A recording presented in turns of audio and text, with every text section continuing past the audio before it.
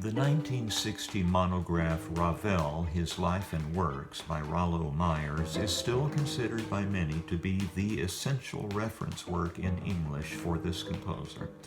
And I want to quote some excerpts from his coverage of the Sonata for Violin and Piano, written between 1923 and 1927.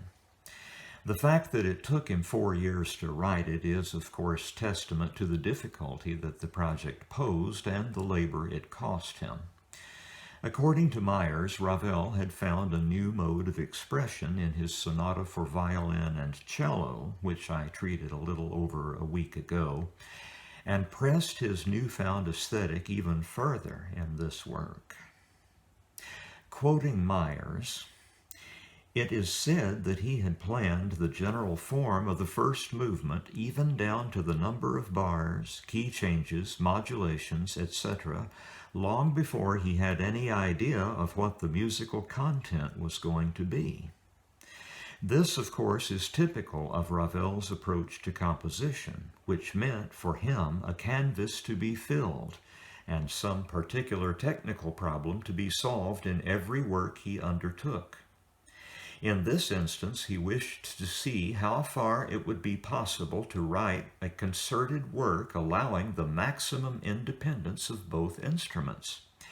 It was this independence I was aiming at," he declared, "when I wrote a sonata for violin and piano, two incompatible instruments whose incompatibility is emphasized here without any attempt being made to reconcile their contrasted characters. The result is a work which has no emotional or decorative content at all and must be counted as one of Ravel's most purely cerebral compositions, despite the excursion into jazzland in the second movement." Fascinating, and a pretty good summary, although I find myself registering a measure of disagreement with Myers' claim that there's no emotional or decorative content to be found in it. But I'll let you decide for yourself whether or not his point is valid.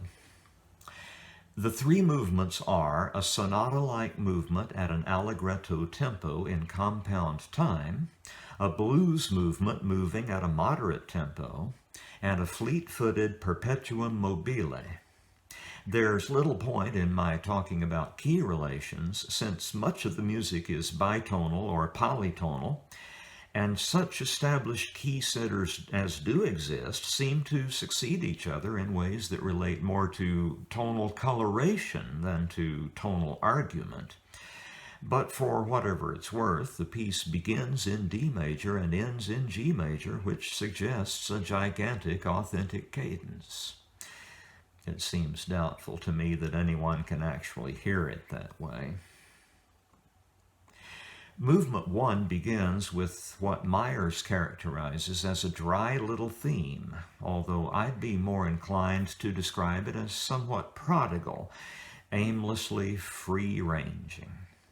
This pretty little tune is made a great deal of throughout the movement, along with three other distinctive motives: a noodling around on the major-minor triad set 0, 3, 4, 7, a nagging, chattering little taunt, and a succession of root position major triads rising in a whole tone scalar configuration. These I have identified as motives X, Y, and Z respectively, in case you'd like to keep track of them. The second group, which includes a spacious closing theme, is a lovely thing. The violin's ethereal melody underpinned by long stretches of open fifths in the piano.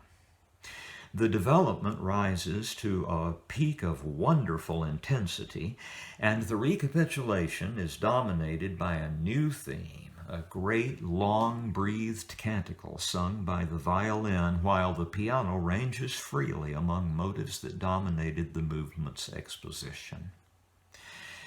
The movement's closing is one of the most beautiful things I can ever hope to hear. This is a most agreeable and altogether lovely movement. The second movement bears the title Blues, reflecting a then current Parisian interest in the music of Black American musicians. This good-humored, rather cheeky bitonal movement makes use of the rondo plan, and the general crescendo of both decibels and polyphonic intensity that informs the whole may remind you of the same composer's orchestral bolero composed just a few years later.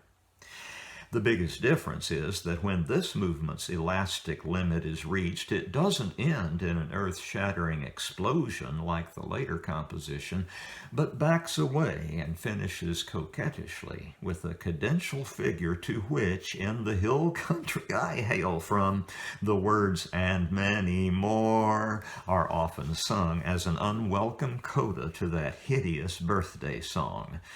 You know the one I mean. Some of that blues music returns during the final movement, a perpetuum mobile guaranteed to make your head spin. I won't say another word about it other than to advise you to fasten your seatbelt. The extraordinary recording you're about to hear is by violinist Renaud Capuçon and pianist Franck Braley.